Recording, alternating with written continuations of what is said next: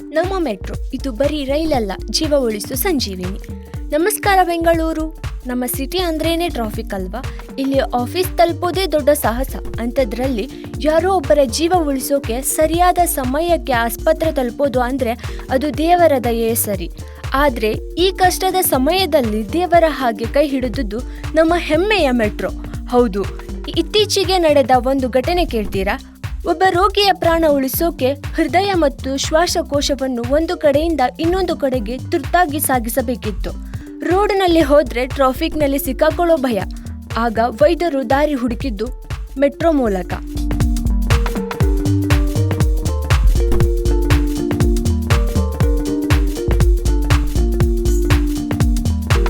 ನಮ್ಮ metro traffic ಇಲ್ಲದೆ, ಯಾವುದೇ ತಡೆ ಇಲ್ಲದೆ ಮಿಂಚಿನ ವೇಗದಲ್ಲಿ, ಅಂದರೆ ಕೇವಲ 18 ನಿಮಿಷದಲ್ಲಿ ಆ ಪ್ರಮುಖ ಅಂಗಾಂಗಗಳನ್ನು ಆಸ್ಪತ್ರೆಗೆ ತಲುಪಿಸಿತು.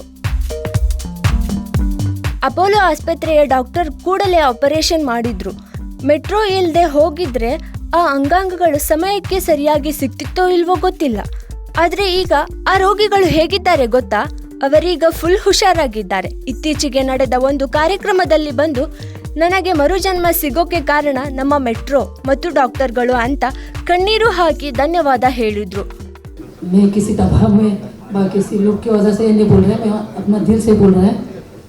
मेरा अपोलो में इतना ट्रस्ट था. बाद में मैंने अपोलो चेन्नई में आके एडमिट हुआ. सर को बोला कि सर अगर ट्रांसप्लांट चाहिए तो यहाँ पे ही करवा दीजिए, मैं कोई दूसरा हॉस्पिटल नहीं जाऊँगा. सर ने वहाँ में एडमिट किया है. 1 महीना के बाद हम डोनर नहीं मिल रहा था, इसीलिए हमने सीशातीपुरम में आ गए थे. अल्लाह के कृपा से 15 दिन बाद ही मुझे डोनर मिल गया था. बहुत अच्छी तरह से ट्रांसप्लांट हुआ है. और मैं कि कैसे शुक्रिया अदा करूँ अपोलो सीशातीपुरम और ऐसा सन्ना क्या इतना ख्याल रखा मुझे. शायद मैं इंडिया में किसी में इतना शांति नहीं मिला और रेस्पेक्ट नहीं मिला और इतना केयर नहीं मिला. गुड हॉस्पिटलिटी मिला है हमको और हम अभी बहुत अच्छा है. अभी कुछ भी तकलीफ नहीं है हमको. हम एक नया फिर से एक नए जीवन की आशा कर सकते हैं. मेरा एक फैमिली है, छोटा बच्चा है. सबका तो आशा छोड़ दिया था.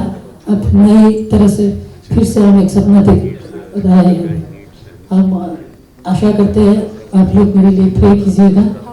और मैं भी बहुत बहुत थैंक्स देना चाहते हैं अपोलो सीशातीपुरम टीम को और PMC नामा मेट्रो को. सर ने 18 मिनट्स में, थैंक यू सर. 18 मिनट्स में जो आप लोग देख रहे थे 18 मिनट्स में डोनर लाया था नामा मेट्रो से, वो मेरा ही हार्ट लाया था. Thank you sir. और कैसे अदा करो, कैसे शुक्रिया अदा करो मुझे पता नहीं.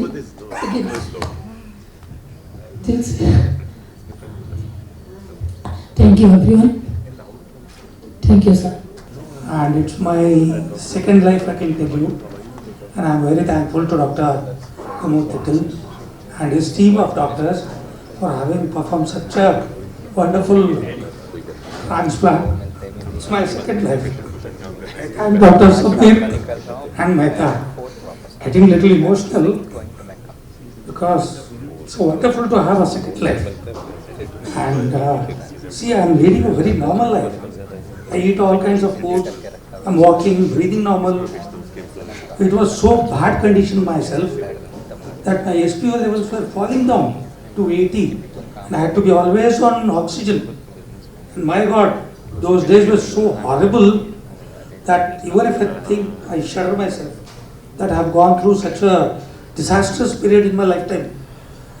And believe me, this life what I am leading is a grace for me. What I thought I would never be on this earth. I'm thankful to all. ನೋಡಿದ್ರ, ನಮ್ಮ ಮೆಟ್ರೋ ಕೇವಲ ನಮ್ಮನ್ನ ಆಫೀಸ್ಗೆ ತಲುಪಿಸೋ ರೈಲಲ್ಲ, ಅದು ಕಷ್ಟದ ಸಮಯದಲ್ಲಿ ಪ್ರಾಣ ಉಳಿಸೋ ಜೀವ ರಕ್ಷಕ ಕೂಡ ಹೌದು. ನಮ್ಮ ಮೆಟ್ರೋಗೆ, ಆ ವೈದ್ಯರ ತಂಡಕ್ಕೆ ನಮ್ಮದೊಂದು ದೊಡ್ಡ ಸಲಾಂ.